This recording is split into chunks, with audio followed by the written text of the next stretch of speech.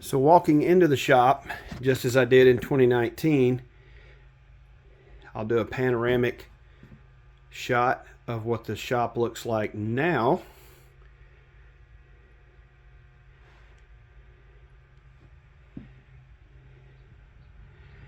Obviously there is a large workbench. The table saw now lives back here along with the outfeed table. The bandsaw is back here in the back. The miter saw station is the same. I have moved a new shelf. We moved out of the house and moved, I kind of confiscated it for the shop. Then I have quite a few more jigs for the table saw and things like that. A lot is still the same as far as some wall storage. I have added this little shelf for sheet goods. I will replace the 8-foot HO fluorescents, which are horrible for recording, and put up these 4-foot LEDs. A dehumidifier, the AC, which was installed back in 2020. It used to be in the window, in the middle window over there. So let's talk about this workbench for a minute. So one of the things that I wanted to have incorporated into this workbench was a cavity here in the middle to where it has a power strip to plug sanders in, routers, whatnot. But I also put in a air hose. Now there's a piece of 4-inch PVC that protrudes down into the cavity below, and I just have this yellow extension hose attached permanently, and then the air compressor connects from the bottom. That's really nice. Usually I keep my brad nailer in here and it's out of the way if you're sliding something over the top. Now I wanted to incorporate T-track into this workbench, and it just gives you an opportunity to clamp things down if you're hand planing, or you need to clamp something down to hold it while you're using a screw gun or nailing something, or it even helps hold stuff when you're gluing it. So let me show you that. So this piece here has bolts through it. They're actually carriage bolts that are captured on this end, and then there's an insert in here and handles. But this will clamp to the T-track, and then there's a backer board that clamps on this side.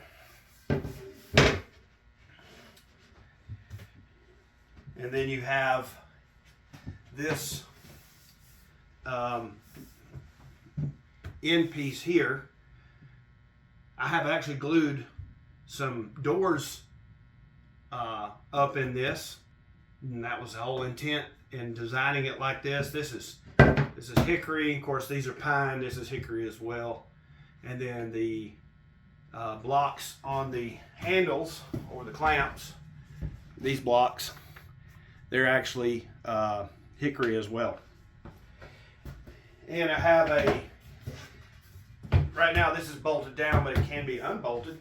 But I have a brackets over here on the end that actually hold this clamp system in place, so it's out of the way. Before building this workbench, all my clamps were on a rack. You can see the picture right here. There was a rack that was on the wall back here in the back. There's a lot of overhang on this workbench, and this was a perfect place to put all the clamps. You're going to use them on top of the workbench anyways, and they're just right here. These are just pocket holes screwed straight into the end of the workbench support. I don't have a whole lot of clamps, but there's room for some additional if I do get some, and I probably will at some point in the future. So a couple added features to the workbench is that we have this vise, which is really nice. I need to make a better handle for this, I guess. But this section has 4 drawers. They're all equal depths, and they go all the way through, meaning that there's no slides. It's just riding on guides there. But you can pull this out. It is the full width of the workbench. So I can pull it out this way and access, say, this half, or pull it out this way and access that other side as well. You can pull it way out, but it does lean down. So, but there's 4 drawers here. These are about 7 inches deep, something like that. I believe these are 24 inches wide, and the depth is 40. I think it's 42 inches from this surface to the surface on the other side. Now on this end, there's just 3 drawers. There's a deeper drawer on the bottom, and this has all of my power tools. So there's air nailers in here. There is my saw. On the other side, we have a hand plane, a power hand plane. This is a pocket hole jig. There's a grinder over that side, and there's this bottom floor here lifts up so you can access all the other stuff. So if you go back, this one does have rollers on it too, but it doesn't really help very much. But this is fantastic. You don't have expensive slides on it, and you know, it's made of plywood. I mean, it's just shop furniture. Well, nothing has really changed with the table saw stand. Something I did not cover when I built this, or filmed the build series of this, was the dust box. This doesn't have a vacuum connection to it. Basically, the sawdust flies around underneath in the box where the adjusters are and just settles out. So it has, there's just a dust box there, and I carry that outside and dump it on the fire pit. Speaking of the outfeed table, nothing has really been changed with that. I did put in a piece of plywood so I could store the thickness planer underneath when that was not being used. Now, I mentioned earlier that I have gone down the rabbit hole of pallet wood. That's just part of it. There's a bunch outside. It's a sickness. But this is where the planer stays. So one of the additions to the shop is a drill press. This is an 8-inch. It drills plumb. It has about a 2.5 inch depth of drills on it. But for a bench top, this thing was only like $95, $105, something like that. Great little addition. So let's talk about these 2 guys right here. These are both manufactured by Win. I did a review on the 12-inch. I really need to do a follow-up review, or actually a review on the oscillating spindle sander. These work great. Again, I like the rigid belt sander, but yeah, it's 2 tools, but they're great to have if you've got something, you know, with a arc in it and you need to sand it. Now, I will say that this being so tall, you do kind of wear out the ends of the sandpaper. Lay a piece of plywood up there, and you can move up on the sandpaper a little bit. The dust collection on both of these are really well thought out. This has an insert in it that draws the sawdust down when it's running. But you do have to, it has a port on the back. Right there. And this one has a port right here. The drill press does not have a vacuum port. it creates a lot of dust and a lot of big chips. So I got to do something about that. So I have purchased a few hand tools. This is a Stanley number 4. From what I understand from the yellow paint, this is blue paint inside. I believe this was manufactured in the like 69, 67, somewhere in that range. A lot of people say that these are not that good, the ones made in the 60s, but I have sharpened the iron on it, and it performs really well. I cleaned it up. I think I bought this off of eBay, maybe $55, something like that, and it works really well. This is a Buck Brothers, just from Home Depot, block plane. Again, it's not the best in the world. It's real fiddly on adjusting the iron. And then I'm very proud of these. These are Stanley Bailey chisel set. They are really nice. I never knew how satisfying it was to use chisels and just kind of work with these, and you can kind of finesse the wood a little bit when you're using these and be very accurate with chisels. So this is a this is a 1/4 inch to 1 1/4 inch set, and it comes in this nice leather case. So I've kind of gone down the rabbit hole of pallet wood. You need a metal detector. I've used my bandsaw and ruined a few blades hitting nails. This one's cheap.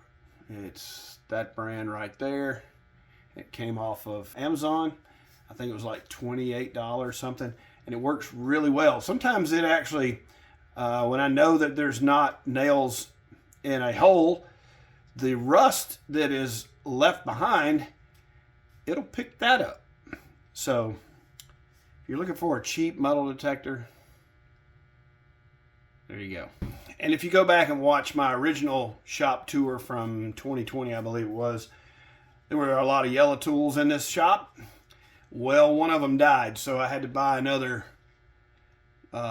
sander. This is a 5-inch Makita. It is really fast. It's almost too fast. If you're holding it like this bad boy gets to spinning, it's fast. It's not, this is not variable speed. I wish it were, but it's just too fast. The DeWalt was much slower. You felt like you could manage it a little bit. Kind of disappointed in that. Makita makes pretty good tools, and it just runs a little, the RPMs are a little too high.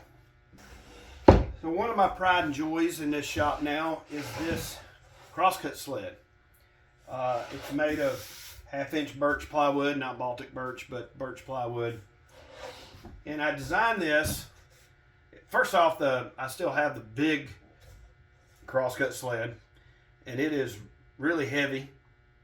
It's way too big when you're just cutting small parts. So I wanted to incorporate a 0 clearance insert in here. There is a stop block that's incorporated into a T-slot here. But it has 0 inserts, and it also has just T-slots that I cut out in the plywood, so it's multi-layered, as you can see there. This is a big old piece of maple right here. I love maple. It's beautiful. The Rayflex in it. This is ash here, and it is heavy, but you know, it's double layer, so it's 1 inch thick or thereabouts. So I did cut holes in the bottom. Instead of wood, I used HDPE here. The insert can be swapped out for different blades, and you can also adjust the fence on it. I don't have all the bolts in here, but These bolts across are for the fence. But this works really well. The slots in here are for different jigs. This basically is just a board, has a slot in here. It slides in, and really what this is for is if you want to rip something, then this becomes a fence. You just put your piece up against there and kind of rip something if you need to, if it's a small part. This is just the first one that I've gotten around to making for this crosscut sled. It does need to have an extension to put the stop farther out when you're cutting wider items. But fantastic addition to the shop. Well, I appreciate you spending time walking through my shop with me today. If you would, I would appreciate it if you would give me a thumbs up, and please consider subscribing. So until the next video, be safe in your shop, everyone.